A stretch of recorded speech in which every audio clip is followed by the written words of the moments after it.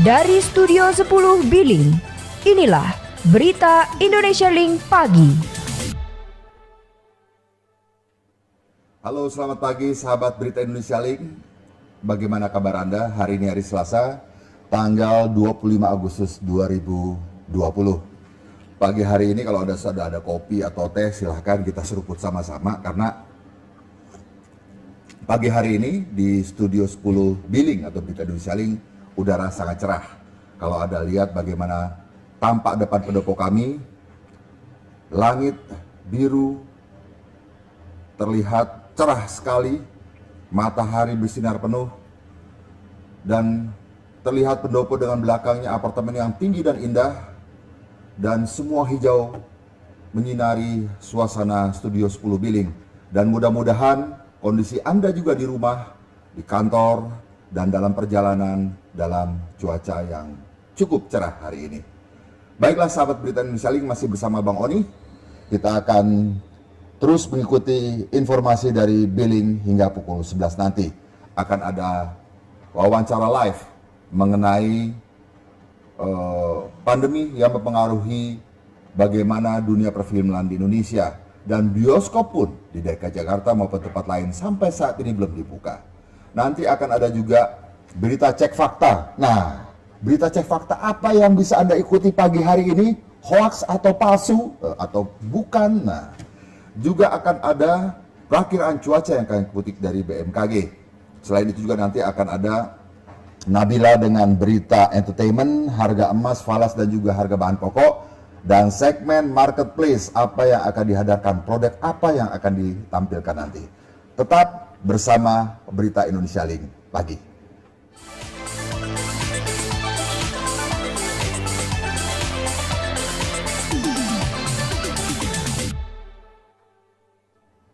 Nah sahabat Berita Indonesia Link, bagaimana kondisi COVID di tanah air, di Jakarta, Jawa Timur, dan kota-kota besar lainnya?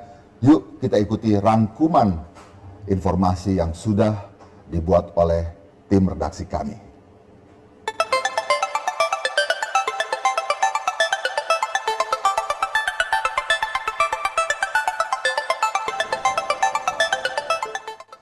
Pemerintah menyatakan bahwa penularan virus corona masih terjadi di masyarakat hingga hari ini Senin 24 Agustus 2020. Akibatnya, pemerintah melalui Satuan Tugas Penanganan COVID-19 pun memastikan jumlah kasus COVID-19 di Indonesia terus bertambah. Berdasarkan data yang masuk hingga Senin pukul 12 siang, waktu Indonesia Barat diketahui ada 1.877 kasus baru dalam 24 jam terakhir. Dengan penambahan pasien ini, maka total sudah ada 155.412 kasus COVID-19 di Indonesia. Terhitung sejak kasus pertama yang diumumkan pada 2 Maret 2020. Meski kasus terus bertambah saat pandemi berjalan lebih dari 5 bulan, data yang diperlihatkan pemerintah menunjukkan harapan semakin banyaknya pasien COVID-19 yang sembuh. Dalam sehari diketahui ada penambahan 3.560 pasien COVID-19 yang dianggap sembuh. Mereka dinyatakan sembuh setelah pemeriksaan dengan metode PCR memperlihatkan hasil negatif virus corona. Sehingga saat ini sudah ada 160 pasien COVID-19 yang sembuh dan tidak lagi terinfeksi virus corona. Akan tetapi, pemerintah masih mengabarkan duka dengan adanya penambahan pasien COVID-19 yang meninggal dunia. Dalam periode 23 sampai 24 Agustus 2020, pemerintah mencatat ada penambahan 79 pasien yang tutup usia setelah mengidap COVID-19. Sehingga total pasien COVID-19 yang meninggal dunia di Indonesia tercatat ada 6.759 orang. Selain pasien positif, pemerintah juga mengungkap bahwa ada 76.745 orang yang berstatus suspek terkait COVID-19. Kasus COVID-19 di Indonesia sudah tercatat di semua provinsi atau 34 provinsi dari Aceh hingga Papua.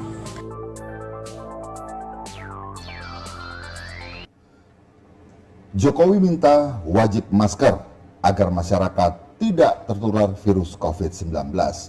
Ini permintaan langsung dari Presiden.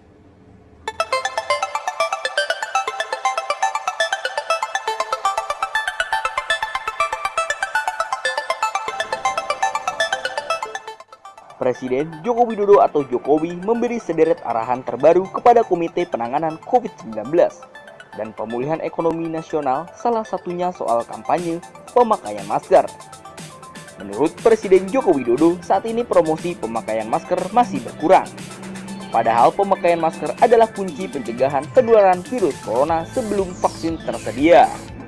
Saya juga rapat yang lalu kita sudah berbicara lagi mengenai kedisiplinan masyarakat yang ini menjadi kunci bagi pengendalian COVID. Saya melihat urusan promosi untuk pemakaian masker ini belum kelihatan setelah habis rapat itu. Presiden Jokowi juga belum melihat promosi gencar pemerintah untuk memakai masker, baik di media maupun secara langsung lewat pembagian masker. Presiden Jokowi meminta hal ini jadi perhatian. Baik di media, baik di lapangan dengan membagi masker, saya kira ini sekali lagi ini perlu saya ingatkan karena kunci sebelum vaksinnya itu disuntikkan ke masyarakat, kuncinya saya kira paling penting adalah pemakaian masker. Presiden Joko Widodo memerintahkan agar promosi pemakaian masker dipercepat. Selain ajakan, Presiden Jokowi juga mendorong pembagian masker. Tolong ini betul-betul saya kira yang berkaitan dengan ajakan untuk memakai masker, membagi masker ini betul-betul pelaksanaannya bisa dipercepat karena ini juga akan memperkuat confidence dari masyarakat, dari dunia usaha, dari pasar mengenai cara-cara penanganan yang kita lakukan.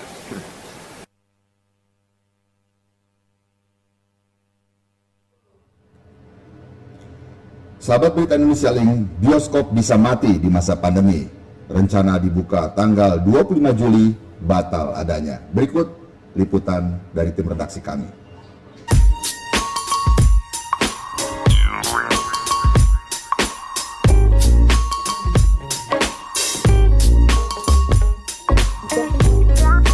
Jakarta, terhitung sudah 5 bulan jaringan bioskop belum boleh beroperasi imbas pandemi. Hal ini diresahkan oleh Gabungan Pengusaha Bioskop Indonesia atau GPBSI. Dari beberapa sektor yang sudah diizinkan beroperasi kembali, bioskop masih dalam daftar dilarang buka hingga waktu yang tak ditentukan. Ketua GPBSI Joni Syarifuddin menyayangkan keputusan pemerintah yang tak memperbolehkan bioskop dibuka khususnya di ibu kota Jakarta.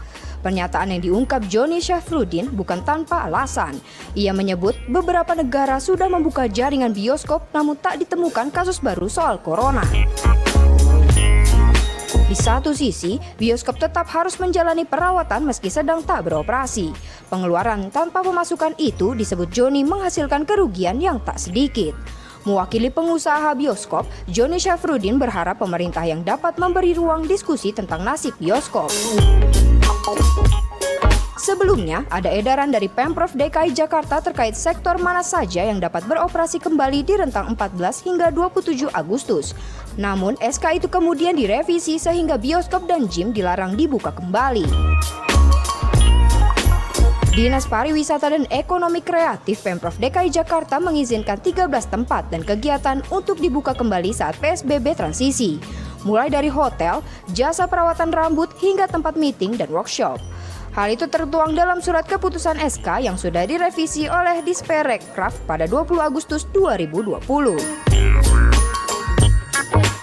Pembukaan bioskop sudah diumumkan ditunda. Sebelumnya bioskop direncanakan dibuka kembali pada tanggal 29 Juli. Lantas, bagaimana nasib usaha bioskop? Terhitung sudah memasuki 4 bulan bioskop vakum, bidang eksibisi dari sektor perfilman ini ikut terdampak pandemi corona.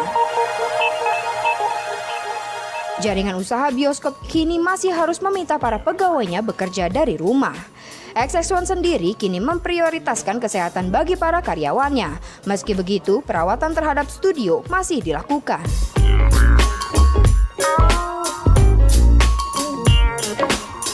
Ya sahabat Berita Indonesia Link, itulah kondisi bioskop dan juga ini berdampak sekali kepada dunia perfilman tanah air dan juga rumah produksi yang memang memproduksi karya-karya film layar lebar maupun karya lainnya. Dan di ujung sana sudah ada Dian Sasmita, produser film yang memang saat ini juga sebenarnya sudah banyak agenda dalam memproduksi film. Namun karena kendala pandemi akhirnya semua tertahan dan bahkan juga beberapa tayangan akhirnya tertunda. Selamat pagi Dian. Selamat pagi Bang Oti. Apa kabar, sehat ya? Sehat. Dian, barusan kami menayangkan bagaimana bioskop ini benar-benar mati di masa pandemi COVID ya, tidak dibuka. Sementara beberapa tempat-tempat hiburan, mall pun sebenarnya sudah dibuka. Nah, Dian sendiri sebagai produser film, bagaimana menjalani waktu selama 5 bulan ini ya, terutama tentunya sudah ada rencana-rencana penayangan produksi ataupun penayangan film dan juga produksi. Nah, bagaimana menghadapi ini, Dian? Ya, baik. Terima kasih Bang Odi. Jadi mungkin saat ini sebetulnya Indonesia di tahun 2020 ini memang sedang mengejar sebuah prestasi gitu ya. Kalau kita bicara tentang dunia film, kemudian pasti akan berbanding juga lurus dengan bioskop. Ya. Di Indonesia itu mungkin bisa dibilang tahun 2020 adalah tahun di mana kita akan hampir menyamai jumlah bioskop Indonesia itu akan menyamai jumlah bioskop yang ada di Korea Selatan. Karena memang itu salah satu tolak ukur gitu ya, karena kemajuan perfilman nasional ini kan dalam 3 tahun terakhir ini memang luar biasa, karena banyak film lokal yang jumlah penontonnya sangat luar biasa. Yeah. Nah, tetapi memang pukulan yang sangat luar biasa juga dengan kondisi COVID ini, menurut saya memang praktis di Indonesia itu kan ada berbagai skala rumah produksi. Yeah.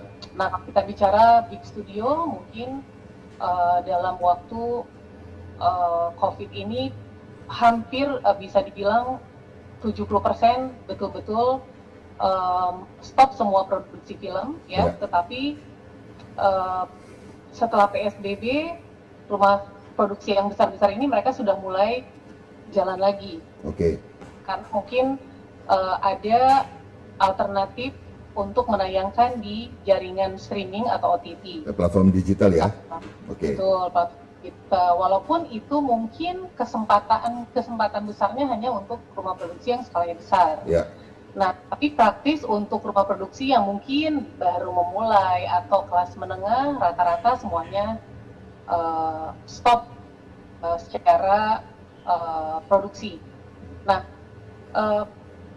banyak juga saat ini rumah produksi yang memang sama sekali nggak berhenti ya secara development cerita. Yeah. Artinya untuk rumah produksi yang memang kita tidak punya alternatif bisnis lain, kita tetap fokus di industri film. Artinya secara slate atau ide-ide kreatif, ide-ide cerita itu tetap harus berjalan. Yeah. Gitu.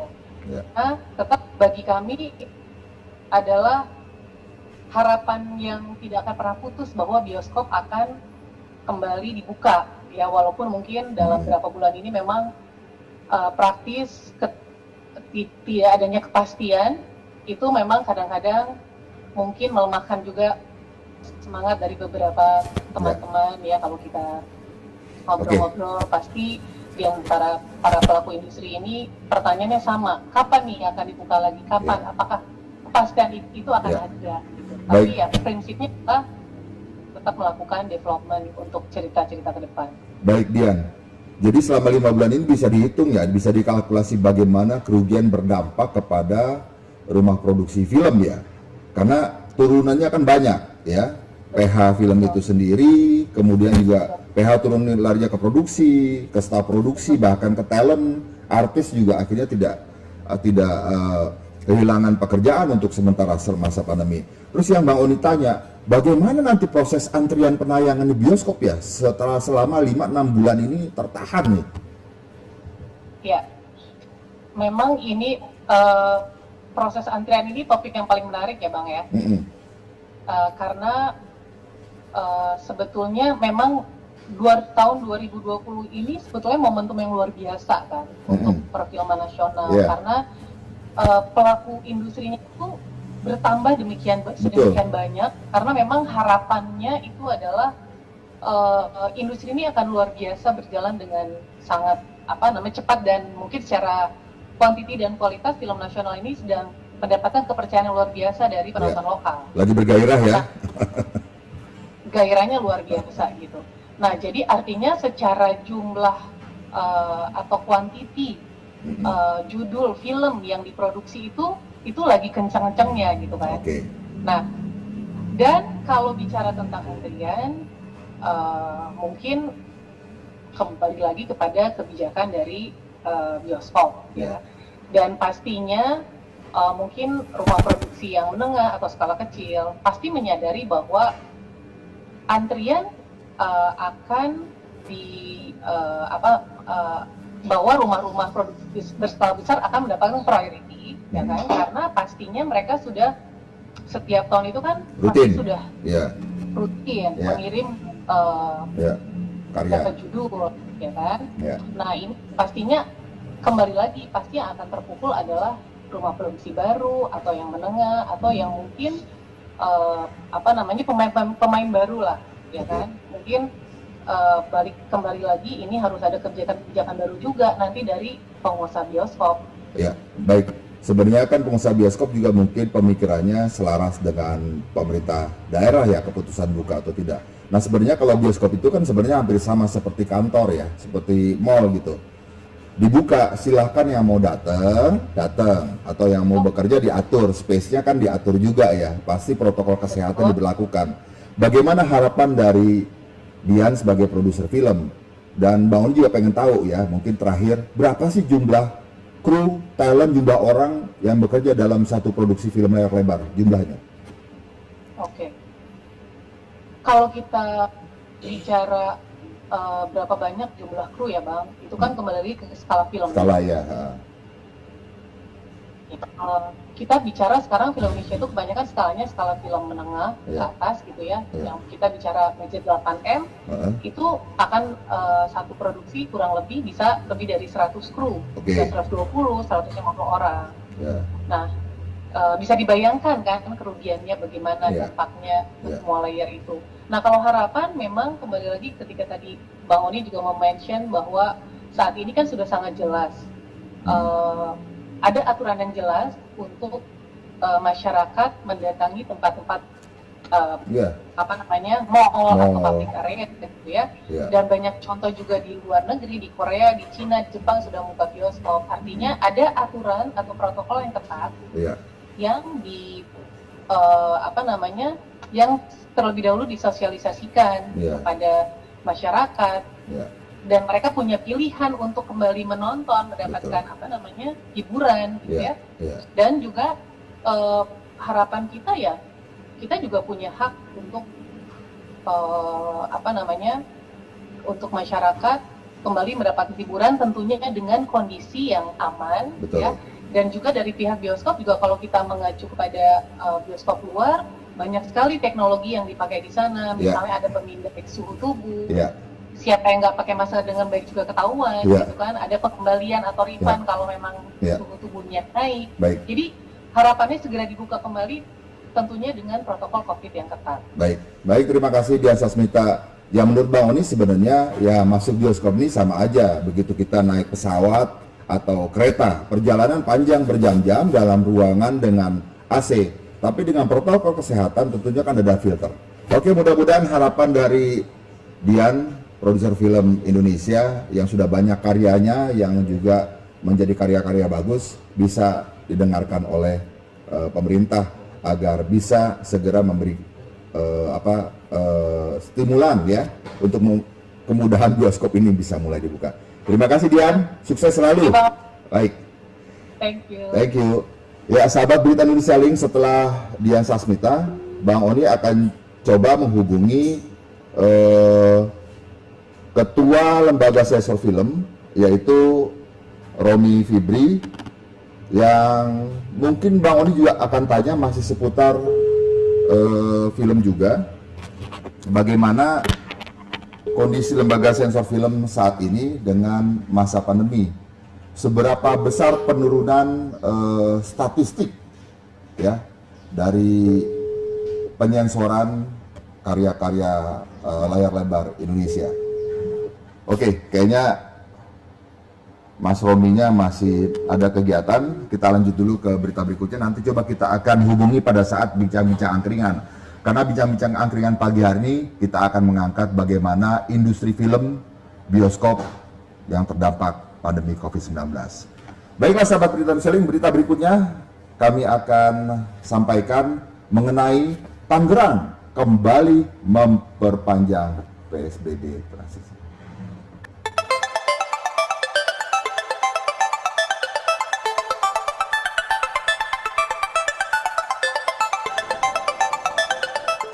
Pembatasan sosial berskala besar atau PSBB di Kota Tangerang, Banten kembali diperpanjang hingga 14 hari ke depan, atau tepatnya hingga 6 September 2020.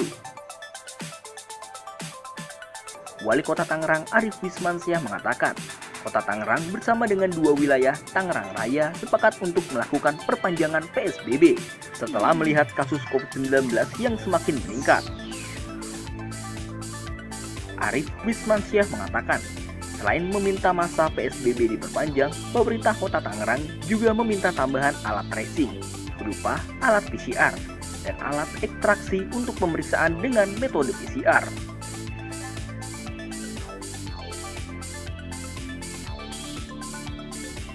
Pasalnya, alat PCR di Laboratorium Kesehatan Daerah Kota Tangerang sudah tidak memadai untuk tracing kasus yang kian meningkat.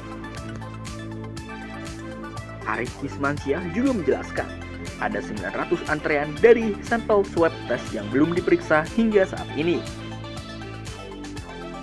Arief Wismansyah khawatir apabila tidak cepat dilakukan pemeriksaan PCR, orang yang memiliki sampel positif belum tahu hasilnya, bisa menularkan ke lebih banyak orang lagi. Selain meminta bantuan ke Provinsi Banten, Arief juga melakukan kerjasama dengan rumah sakit swasta di Kota Tangerang yang memiliki alat PCR. Kasus positif COVID-19 di Tangerang hingga saat ini menembus angka 789 kasus. Dari 789 kasus tersebut terdapat 44 pasien meninggal, 558 pasien sembuh, dan 187 pasien dinyatakan masih dalam perawatan.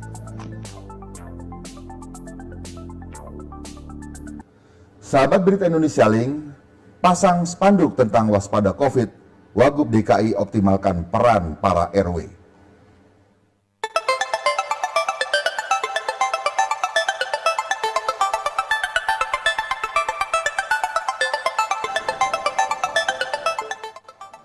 Wakil Gubernur DKI Jakarta Ahmad Riza Patria meminta agar pengurus RW lebih berperan aktif dalam melakukan pencegahan COVID-19.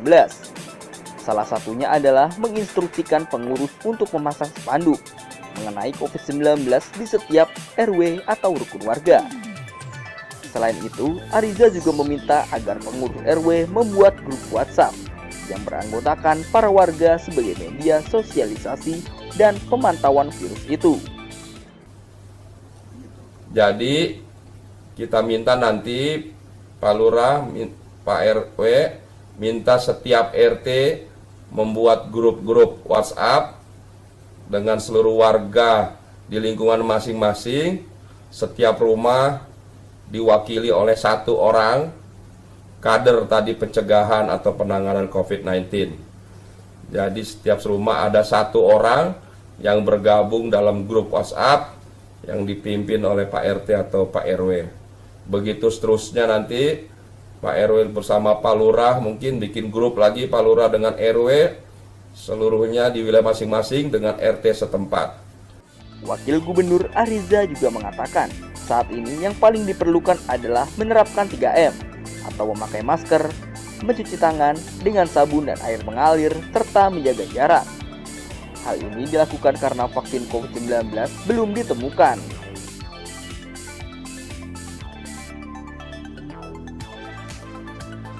Ya sahabat berita Indonesia Link, tadi kita sudah bincang-bincang dengan produser film yaitu Mbak Dian Sasmita.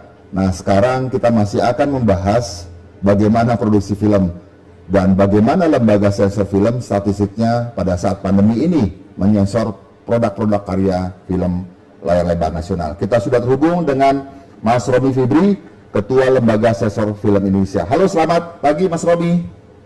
Selamat pagi. Aduh, terima kasih atas waktunya nih, di tengah kesibukan masih bisa wawancara dengan Berita Indonesia Link Pagi bersama Bang Oni. Wah, kalau untuk kali kita harus sempat-sempatkan itu wajib itu. Oke. Mas Romi, tadi saya sudah bincang-bincang dengan produser film nasional yaitu Mbak Dian Sasmita.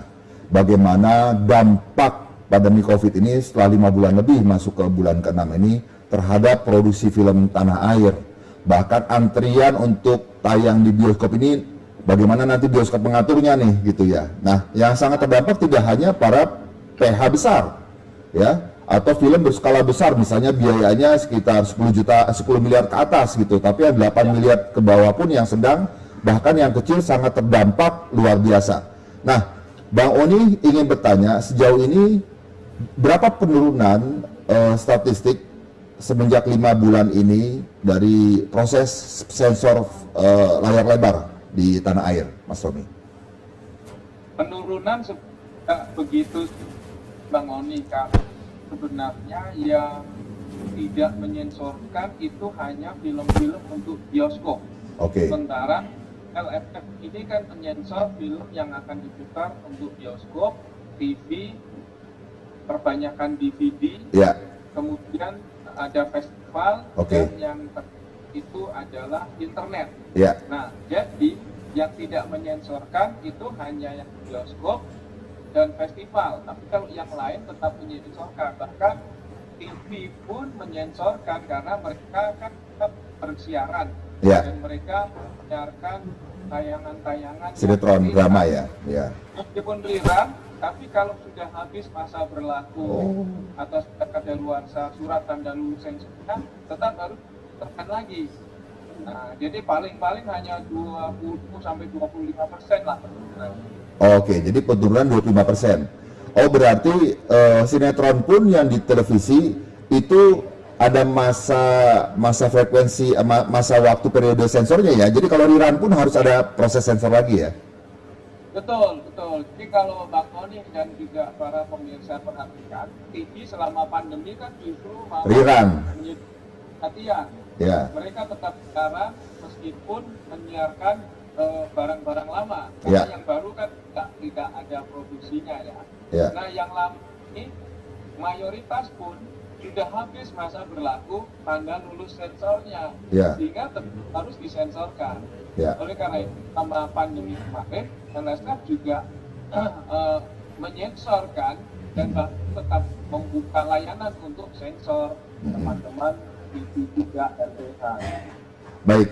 Berarti memang yang penurunan drastis adalah proses sensor untuk film layar lebar bioskop dan juga festival ya Mas Romi ya. Betul, betul sekali. Oke. Nah, berapa kalau dibilang 25% termasuk banyakkah untuk produksi layar film maupun di festival? Ya kalau ini menghitungnya begini. Kalau Bang On hitung total 100%, Ya. itu kecil. Ya. Tapi kalau untuk khusus ya, Hanya khusus film layar lebar, apakah terjadi penurunan signifikan? Itu jelas, karena hampir 5 bulan menuju bulan itu benar-benar vakum kan film Ya. layar lebarnya. ya, Tidak ada produksi, tidak disensor, bahkan tidak ditayangkan di bioskop. Nah Ya. itu bahkan kalau 6 bulan itu berarti dia cukup signifikan. Nah perlu Bang Oni dan juga para pemirsa ketahui, rata-rata dalam 1 tahun film impor yang disensorkan dan tidak tayang di Indonesia itu berkisar 300-an ya, sometimes 280 gitu, tapi kalau kita ambil rata-rata itu 300-an. itu film ya, internasional maupun domestik ya? No, itu film asing saja. Oh, asing saja, oke. Nah, kalau untuk film nasional, ya, untuk film nasional itu jumlahnya berkisar 160 sampai 170-an dalam 1 tahun. Nah, jadi total film bioskop yang beredar di Indonesia antara 300 ditambah 180, jadi hampir 500. Ya. Dan itu turun hampir, kalau 5-6 sekarang itu hampir sampai 45%. Oke, signifikan ya. Hanya film untuk layar lebar ya. Ya. Nah, setelah masa PSBB transisi udah mulai ada peningkatan ya Mas Romi ya? Sudah sejak bulan lalu LSF sudah menyensor film-film untuk layar lebar. Ya. Meskipun kita bioskop belum buka ya, tapi film yang disensorkan ada film nasional, ada Tarung-Sarung, ada beberapa, terus impor juga ada. Baik. Tapi jumlahnya masih sedikit ya. Dalam sebulan itu hanya ada 6 film lah kira-kira. Oke. Baik Mas Romi, di kesempatan ini mungkin Mas Romi ada yang ingin disampaikan bagaimana harapan LSF terhadap para pembuat konten ya, baik itu film, karya sinetron, festival maupun untuk digital. Silakan. Ya, tentu saja saya pribadi dan kita semua tentu berharap pandemi ini segera berlalu sehingga industri perfilman nasional kita itu cepat bangkit. Ya. Karena melihat kondisi yang sekarang agak cukup berat rasa-rasanya, karena efeknya bisa kita rasakan sampai tahun ke depan. Ya. Ya kan? Atau setidaknya sampai antivirus itu ditemukan. Betul. Dan digunakan secara lebih luas sehingga tidak ada kekhawatiran lagi dalam melakukan produksi. Oke. Nah, karena kalau dalam kondisi yang seperti sekarang, meskipun protokol COVID ini sudah diatur, ditetapkan, namun ini perlu ketahui bahwa kalau sekarang teman-teman melakukan syuting, tentu angkanya akan melonjak. Terus melakukan rapid test dan lain-lain, kan? Dan tidak mungkin masif ya syutingnya, padahal di perfilman ini adalah padat rakyat dan padat modal. Betul, betul. Mungkin syuting hanya 1-2 orang kan. Nah, ini satu, sehingga semoga cepat berlalu. Yang kedua, semoga teman-teman di industri perfilman dapat belajar dari pandemi kemarin untuk lebih meningkatkan kreativitas. Tidak hanya bertumpu pada industri karya, tetapi juga punya teknologi. Artinya ke depan sebaiknya perlu dipikirkan proses kreatif yang lebih canggih dengan menggunakan efek-efek visual, suara, dan lain-lain. Nah, kalau dia di luar kan mereka mau beberapa orang, tapi karena efek grafis dan visualnya sudah bagus, sehingga nggak perlu menggunakan masa banyak. Bahkan film-film yang sifatnya genre-nya kesannya animasi itu kan seperti 3D atau 3 dimensi. Nah, ini yang mestinya menuju ke sana para sineas dan konten kreator kita. Apalagi kemarin membuat kita berpikir kalau nggak bisa syuting orang, ya sudah, kalau bikinnya adalah animasi itu akan lebih mudah kan. Jadi 5 bulan bahkan setahun kena pandemi, konten kreator tidak akan baik. Paling penting Bang. Baik, terima kasih Mas Romi Fibri, Ketua LSF Indonesia. Memang masa pandemi ini membuat kita lebih kreatif untuk menghadapi hal-hal yang memang berdampak kepada proses semua industri. Terima kasih Mas Romi atas waktunya. Sukses selalu. Ya, terima kasih. Ya, sahabat Berita Indonesia Link, itulah wawancara live dengan Ketua LSF Indonesia. Dan berikut ini kita beralih ke berita mengenai instruksi tegas dari Menteri Keuangan Sri Mulyani.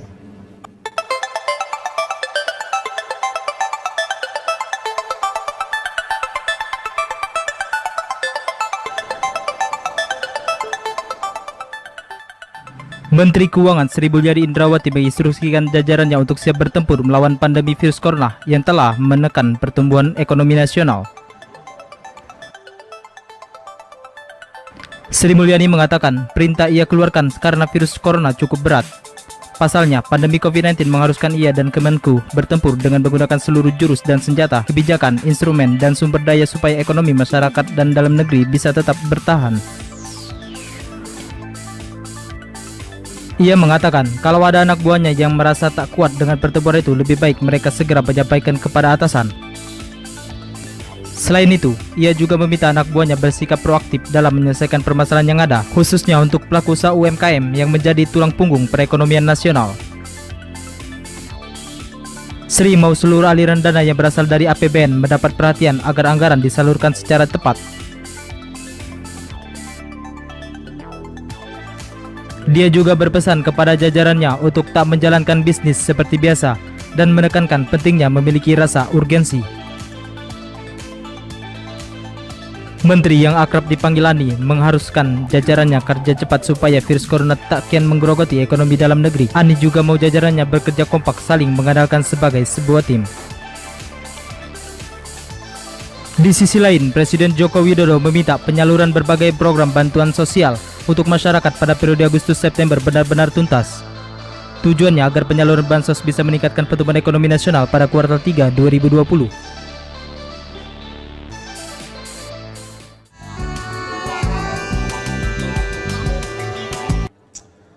Mahfud MD tak mau spekulasi terkait terbakarnya ruang Jaksa Pinangki.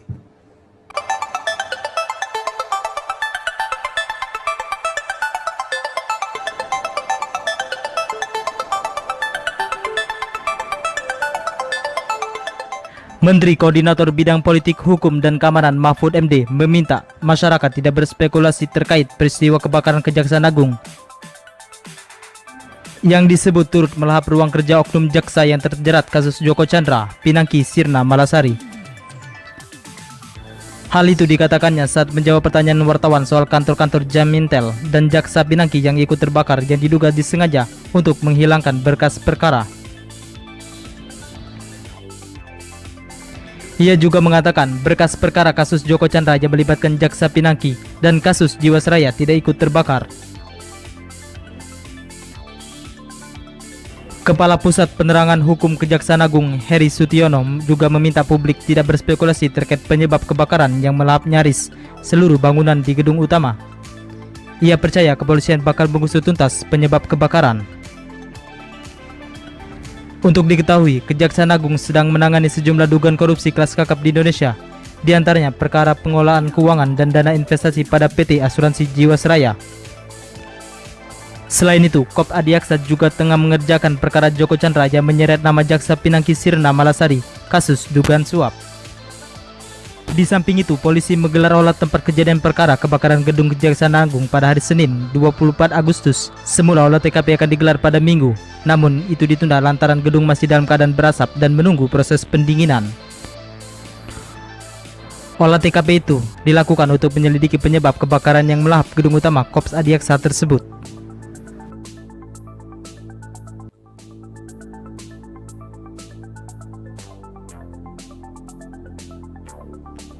Sahabat Berita Indonesia Link, kita turut prihatin dengan terbakarnya gedung Kejaksaan Agung hari Sabtu lalu. Namun informasinya berkas-berkas atau file berkas perkara itu berhasil diselamatkan dan tetap ada. Nah, berikut ini kita akan beralih ke berita Cek Fakta yang kami rangkum dari cekfakta.com. Ada dua berita yang akan kami sampaikan langsung. Yang pertama adalah mengenai Sri Mulyani yang mengenai hijab. Apakah ini kode akan ikut pilkada? Nah, yang kedua mengenai Presiden Jokowi yang akan menjadi presiden hingga 2027. Nah, berita ini berita benar atau palsu? Ikuti berita Cek Fakta berikut ini.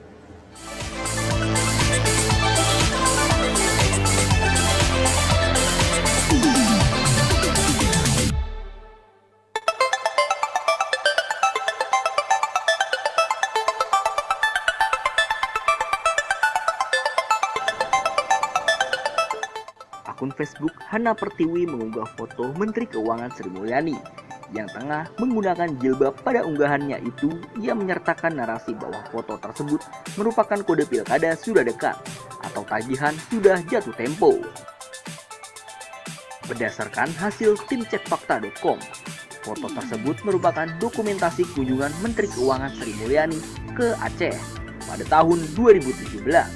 Hal itu diketahui dari temuan artikel detik.com berjudul Sri Mulyani tampil berjilbab di Universitas Sheikh Kuala yang tayang tanggal 5 Januari 2017.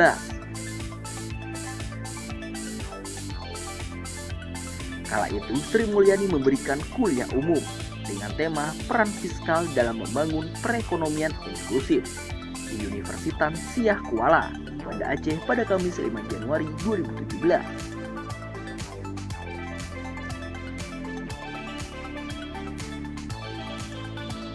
Adapun Sri Mulyani mengenakan jilbab lebih kepada mematuhi peraturan berpakaian di Aceh.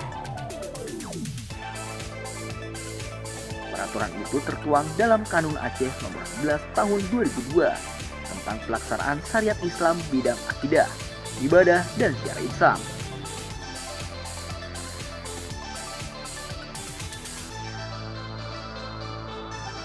Peraturan mengenai penggunaan berbusana di Aceh tersebut ada pada pasal 13. Jadi kesimpulan dari tim cekfakta.com, foto tersebut diambil saat Sri Mulyani mengunjungi Universitas Sheikh Kuala. Sri Mulyani mengenakan jilbab dikarenakan adanya aturan Kanun Aceh Nomor 11 Tahun 2002 tentang pelaksanaan syariat Islam bidang akidah, ibadah, dan syiar Islam yang mewajibkan berbusana Islami.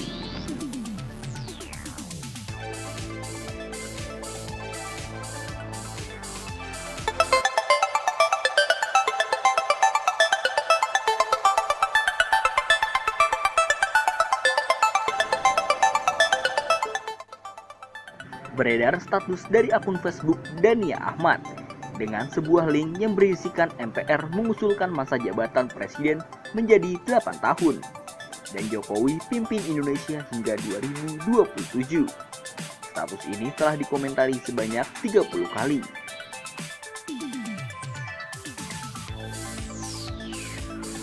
Hasil dari tim cekfakta.com, setelah melakukan penelusuran tentang usulan masa jabatan presiden menjadi 8 tahun, ternyata usulan tersebut diwacanakan pada tahun 2019 dan merupakan variasi berita bohong yang serupa seperti MPR dan KPU sepakat Jokowi melanjutkan pemerintahan sampai dengan 2027.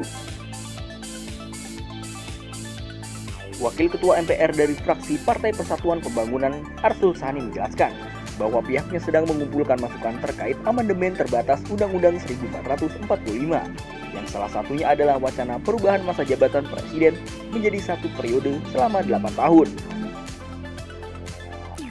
Arsul Sani menyebutkan adanya wacana tersebut patut dipertimbangkan karena jika 1 kali masa jabatan yang lebih lama maka seorang presiden dapat menjalankan seluruh programnya dengan baik dibandingkan hanya 5 tahun.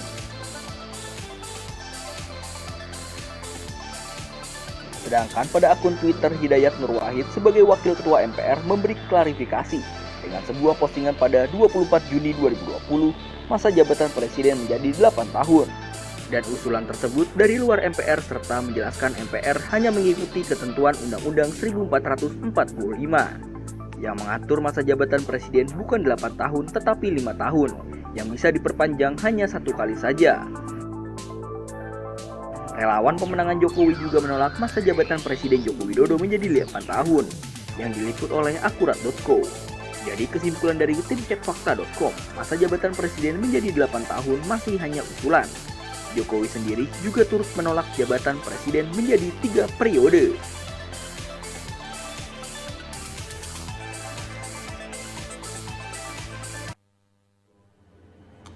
Sahabat Berita Indonesia Link, berikutnya kita beralih ke berita olahraga. Nah, berita yang ada adalah satu mengenai Munchen yang berhasil menjadi juara Liga Champion. Yang kedua adalah dari MotoGP, di mana Oliveira tercepat di MotoGP Syria.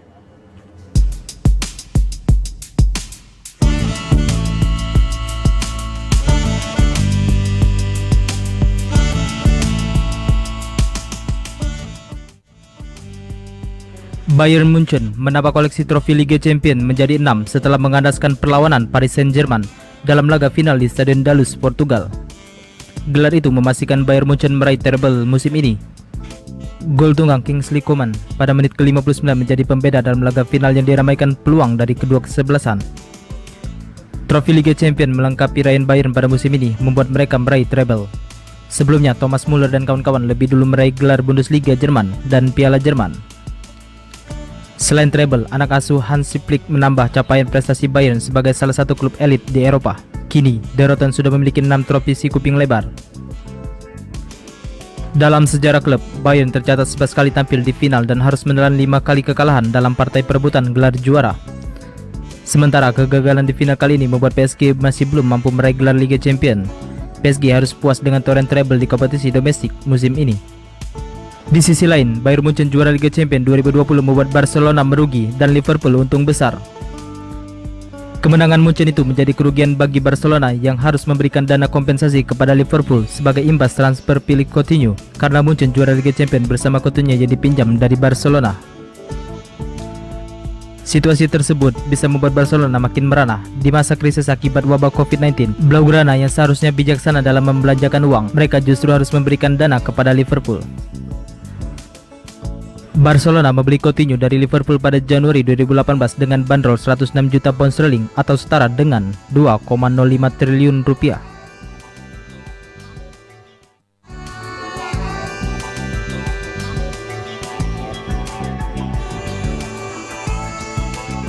Ya, itulah dua berita olahraga dari cabang sepak bola dan juga MotoGP. Sekarang kita beralih ke perakiraan cuaca yang kami kutip dari BMKG.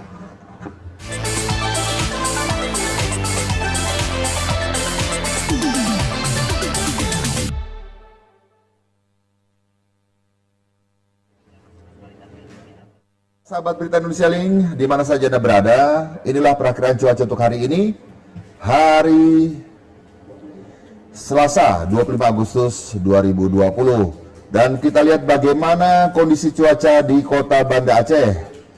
Kota Banda Aceh siang hari ini hujan lokal, malam berawan, dan dini hari udara kabur. Kabur itu berkabut kayaknya. Suhu 23 hingga 33 derajat Celcius. Lalu Denpasar, Bali. Pagi hari ini berawan, siang cerah berawan, kemudian malam hari cerah berawan, dan dini hari berawan suhu 23 hingga 32 derajat Celcius. Bagaimana Jakarta? Jakarta pagi hari ini cerah berawan, siang cerah. Kemudian malam dan dini hari cerah, suhu 24 hingga 34 derajat Celcius. Wah, Jakarta tidak jauh dari Tangsel nih, hampir sama. Kita beralih ke kota berikutnya. Halo sahabat Berita Indonesia Link yang ada di Jambi. Jambi pagi hari ini cerah berawan, siang hujan lokal, malam dan dini hari cerah berawan, suhu 24 hingga 33 derajat Celcius. Semarang, kota Semarang, pagi hari ini siang hari ini cerah, malam dan dini hari cerah berawan, suhu 24 hingga 34 derajat Celcius. Kita lihat kota berikutnya. Sahabat Berita Indonesia Link yang ada di Banjarmasin, pagi hari ini cerah berawan, siang berawan, malam dan dini hari cerah berawan, suhu 24 hingga, waduh, tutup. Nah, kemudian Samarinda, pagi hari ini hujan lokal, siang cerah, malam cerah, dan dini hari udaranya kabur berkabut kayaknya, 23 hingga 30 derajat Celcius. Lanjut. Ya, kini kita ke kota Kupang. Halo Kupang, pagi hari ini kondisi cuaca cerah hingga siang hari, kemudian malam dan dini hari cerah, tapi pagi dan siang harinya lumayan terik nih mataharinya, suhu 21 hingga 33 derajat Celcius. Sahabat Bang Oni yang ada di Jayapura, pagi hari ini cerah berawan, siang cerah berawan, malam berawan, dini hari cerah berawan, suhu 22 hingga 31 derajat Celcius. Dan yang terakhir, kota Makassar. Apa kabar sahabat Bang Oni di Makassar, pagi dan siang hari ini cerah, terik ya matahari, kemudian malam dan dini hari berawan, suhu 24 hingga, waduh, nggak kebaca lagi. Dan kota Manado, pagi hari ini cerah berawan, siang berawan, malam dan dini hari cerah, suhu 23 hingga 33 derajat Celcius. Kota Medan, pagi hari ini hujan, siang hujan. Medan ini dari kemarin hujan terus ya, suhu 23 hingga 32 derajat Celcius. Sahabat Berita Indonesia Link, itulah perakiraan cuaca yang kami kutip dari BMKG. Nah, seperti biasa, sebelum mengakhiri segmen pertama ini, kita akan melihat apa yang disiapkan oleh tim redaksi Billing Smile. Oke, ya, Billing Smile pagi hari ini, saat hidup tidak memberimu senyuman, beri dia sedikit kritikan. Ya kan? Orang kalau dikritik ada dua sebenarnya, ada senyum, ada ketawa, ada juga yang nggak suka. Karena ada orang yang sangat sensitif dikritiki. Bagaimana dengan Anda? Oke, jangan kemana-mana karena setelah ini nanti akan hadir bincang-bincang khas angkringan Berita Indonesia Pagi bersama Cang Tony, Bang Oni. Kita akan membahas mengenai industri perfilman yang sekarang selama masa pandemi ini sulit sekali, terpuruk, dan mudah-mudahan segera akan ada jalan keluar sehingga para rumah produksi film, khususnya film layar lebar di bioskop dan juga festival bisa bergairah lagi. Oke, jangan kemana-mana, tetap di Berita Indonesia Pagi.